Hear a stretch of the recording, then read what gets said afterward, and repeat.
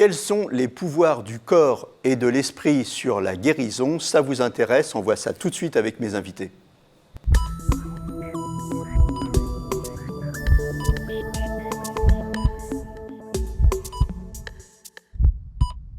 Donc je reçois aujourd'hui Alex Feiter. Bonjour. Donc Alex Feiter, vous êtes producteur. Oui.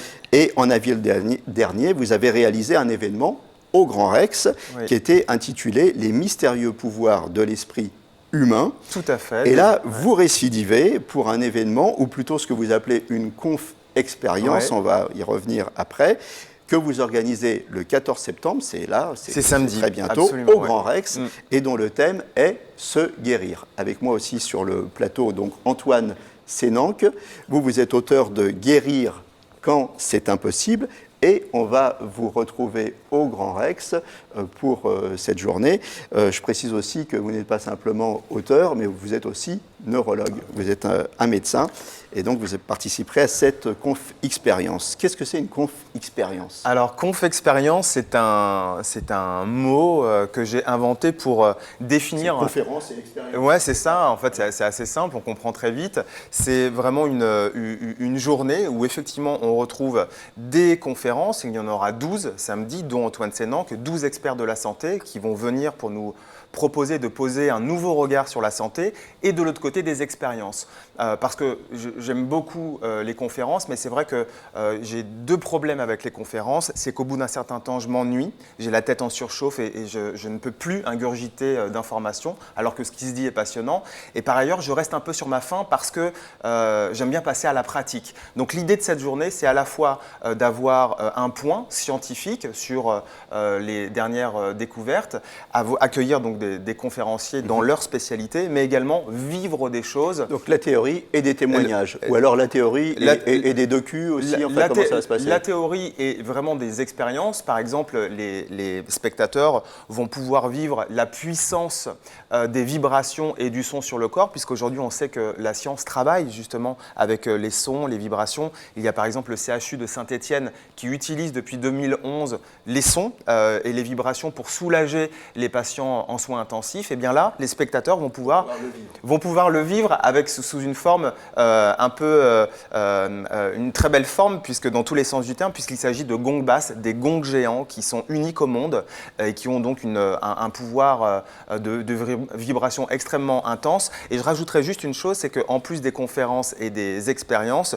toute la journée, eh bien nous allons la ponctuer avec des reportages exclusifs pour faire justement des points scientifiques sur les différentes disciplines que nous allons aborder. On va apprendre des choses et on va les vivre en même temps. C'est ça l'originalité de l'événement, on va les vivre. C'est ça. Et puis, je pense que voilà, c'est pas du tout un divertissement, mais je pense que ça va être une journée agréable à vivre et on est très vigilant sur le fait qu'il n'y ait pas de longueur. Voilà. Comment ça vous est venu cette idée?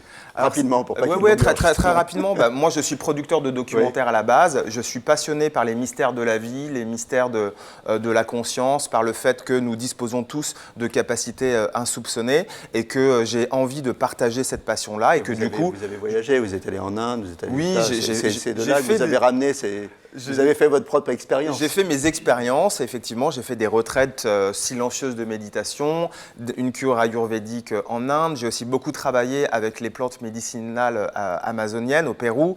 Voilà, donc j'ai envie de dire que cet événement est un peu une extension finalement de… C'est une extension de votre expérience que vous avez envie de faire partager au plus grand nombre. Oui, exactement, c'est ça. Vous avez parlé des sons, mais il n'y a pas que les sons.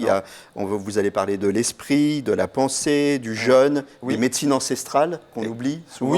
Oui, parce que en fait, on se rend compte que les médecines millénaires ou les médecines ancestrales, comme l'Ayurveda, la médecine tibétaine ou la médecine chinoise, en fait, aujourd'hui, la science, le top de la science, nous confirme ce que nous disaient déjà les sagesses d'hier. Par exemple, on en parlait avec Antoine Sénanque justement il y a quelques jours, pour ces médecines-là, le fait que nous soyons véritablement uniques et qu'il faut nous considérer comme vraiment un patient absolument unique, fait partie du savoir. Quand vous regardez les dernières études scientifiques, par exemple sur le microbiote humain, en fait, ces découvertes nous confirment que nous avons tous un microbiote absolument unique. Donc voilà, c'est juste un exemple parmi tant d'autres. Mais c'est parce que vous êtes bavard. Oui.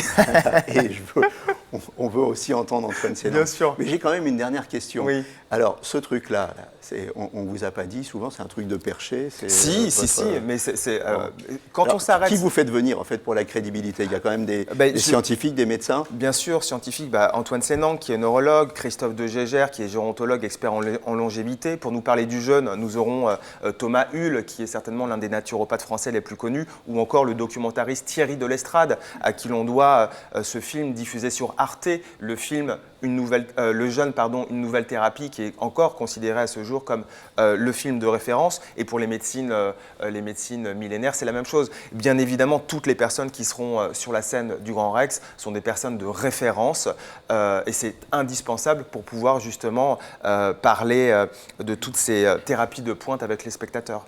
Alors justement, une personne de référence, j'en ai une à côté de moi, le docteur Antoine Sénanque. Vous êtes grand, hein, vous êtes un peu perché. Docteur Antoine Sénanque, alors vous êtes neurologue, donc vous êtes ce qu'on appelle un médecin allopathe, la médecine traditionnelle. Médecin classique. Alors comment vous en êtes venu à explorer les pistes de traverse, on va dire? Je crois que c'est un effet secondaire de ma spécialité, parce qu'en tant que neurologue, on est confronté à une réalité un peu triste, c'est qu'en 2019, on ne guérit pas de maladies neurologiques. Donc, on traite les symptômes de la maladie de Parkinson, on accompagne les patients qui ont des scléroses en plaques ou une maladie d'Alzheimer, mais notre action sur la guérison n'existe pas. Donc, c'est vrai que c'est une spécialité qui vous pousse peu à peu à voir si, en dehors de la médecine classique, des voies habituelles, il n'y a pas d'autres voies de guérison. Et en fait, j'ai essayé de faire un tour d'horizon des voies de guérison. Pousse, ou alors c'est parfois aussi des patients qui viennent vous dire docteur, moi j'ai essayé ça marche pas si mal. Alors, il y a les deux, et puis il y a aussi des patients, justement, qui sont très attachés à la médecine classique et qui refusent les voies de guérison alternatives. Ça, c'est étonnant, parce qu'on pourrait penser que les patients ouvrent leurs bras, mais ce n'est pas toujours le cas. Donc, je pense qu'il y a un travail à faire, et sur les médecins, et sur les patients, pour leur dire que la médecine scientifique a des promesses formidables, mais il n'y a pas qu'elle. Et il y a aussi des voies alternatives, des voies spirituelles, qui jouent justement sur la force de l'esprit sur le corps, et qui sont absolument essentielles. C'est Hippocrate déjà, il y a longtemps, qui disait qu'on devait s'ouvrir. Hippocrate, la première question que Hippocrate posait à ses patients, c'était pas où avez-vous mal, quels sont vos symptômes, c'était qui êtes-vous? Alors, il y a une étude récente qui a montré que les médecins interrompaient leurs patients au bout de 23 secondes. Donc, je pense que le patient hippocratique avait un petit peu de mal à dire qui il était en 23 secondes. Mais c'est important de savoir qui est le patient et de se détacher justement d'une médecine trop centrée sur le corps. Il faut intégrer l'ensemble du patient pour bien comprendre sa maladie et essayer de le guider et de le soigner. Alors, il y a des sceptiques, c'est normal. Il y a ceux qui croient, ceux qui ne croient pas. Bon. Mais quand même, il y a par exemple un effet qui est très très connu et que personne ne nie aujourd'hui, c'est l'effet placebo. Là, c'est bien l'exemple du pouvoir de l'esprit sur le corps. Voilà, l'effet placebo, c'est effectivement une preuve, maintenant on peut dire reconnue. Alors, ce qui est important de dire sur l'effet placebo, qui est donc un effet thérapeutique bénéfique induit par un médicament qui ne contient pas de molécules actives, c'est que ce n'est pas un effet psychiatrique, ce n'est pas un effet psy, ce n'est pas une illusion l'effet placebo. L'effet placebo, c'est de la chimie. C'est en fait un effet spirituel qui prend corps en nous. Et on peut mesurer objectivement, biologiquement, les effets de l'effet placebo, notamment dans le cadre de la douleur et dans le cadre surtout de la maladie de Parkinson, qui me concerne particulièrement en tant que neurologue, puisque la maladie de Parkinson est une maladie extrêmement sensible au placebo. Et les études qui ont été faites montrent que la prise d'un placebo dans un contexte de maladie de Parkinson fait authentiquement synthétiser de la dopamine, qui est le neuromédiateur qui manque aux Parkinsoniens, et qui montre bien que l'effet placebo, c'est ça, c'est de l'esprit qui passe dans le corps. Ce que vous êtes en train de nous dire, c'est que un jour, et avec toutes les avancées qu'il y a sur le cerveau en ce moment, dans ce siècle, on comprendra beaucoup mieux quelles sont les interactions entre le cerveau et le corps, et qu'on comprendra que tout ça, c'est de la biochimie, et peut-être que le médicament ultime, c'est de comprendre comment déclencher ces effets biochimiques pour lutter contre l'infection, c'est ça? C'est l'espérance, effectivement, d'une médecine plus globale, qu'on appelle holistique, d'une médecine de la totalité, qui prendra tous les paramètres de la personne humaine. Jusqu'à maintenant, la médecine prend surtout le paramètre corps. Il faudrait qu'on ait un corps et un esprit, il faudrait que ça s'élargisse un petit peu. Bon, alors, par contre, il faut qu'on soit bien clair, il s'agit de médecine de voies supplémentaires. On n'arrête pas sa chimiothérapie pour se soigner par les plantes ou par la méditation. Non, bien sûr. Hein, on est bien d'accord. Oui. Hein, Les il faut bien le dire aux gens. oui, hein, bien quand sûr. même. Oui. C'est Il faut que en les plus. médecines alternatives soient on les appelle les médecines parallèles, il faudrait plutôt les appeler les médecines perpendiculaires. C'est-à-dire qu'il faut qu'elles croisent la voie de la médecine classique et qu'elles s'allient à elle pour lutter contre les maux. Et c'est vraiment l'objectif de cette journée, et vous insistez sur ce point et vous faites bien, c'est-à-dire que nous sommes vraiment, cette journée, c'est une journée d'ouverture. Donc c'est l'occasion eh bien de s'intéresser à des thérapies de pointe, de faire un voyage à 360 degrés pour dire voilà ce qui se passe, voilà ce qui marche, voilà ce que dit la science. Et ensuite, les spectateurs se font leur propre avis et se dirigent vers ce qu'ils ressentent. Parmi les spectateurs, est-ce que vous avez beaucoup de médecins? Absolument. Oui, alors ça, oui, dans la salle, ça va être très intéressant parce il y a que des médecins ouverts quand même. Il y a des médecins ouverts, Pas tous absolument, fermés, et de oui. plus en plus. Donc c'est un véritable bonheur. Il y aura des médecins, il y aura également des étudiants en médecine, des thérapeutes de différentes disciplines, et puis évidemment le grand public. Alex, avant de conclure, Oui. où, quand, combien, on va donner des informations pratiques. Oui, aux oui, gens. absolument. Eh bien, c'est samedi au Grand Rex. C'est une journée, c'est un voyage que j'espère délicieux pour les spectateurs, de 10h à 19h, avec au total 12 experts, 3 expériences.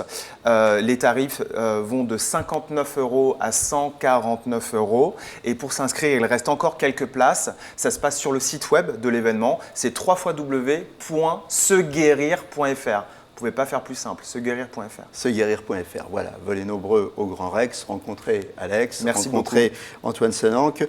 Merci à tous les deux d'être passés. Merci Je à rappelle vous. le titre de votre ouvrage, Guérir quand c'est impossible. Eh bien, guérir quand c'est impossible, c'est possible. Merci à tous les deux d'être venus Merci sur le pour votre plateau. invitation. À très Merci. bientôt et d'ici là, portez-vous bien.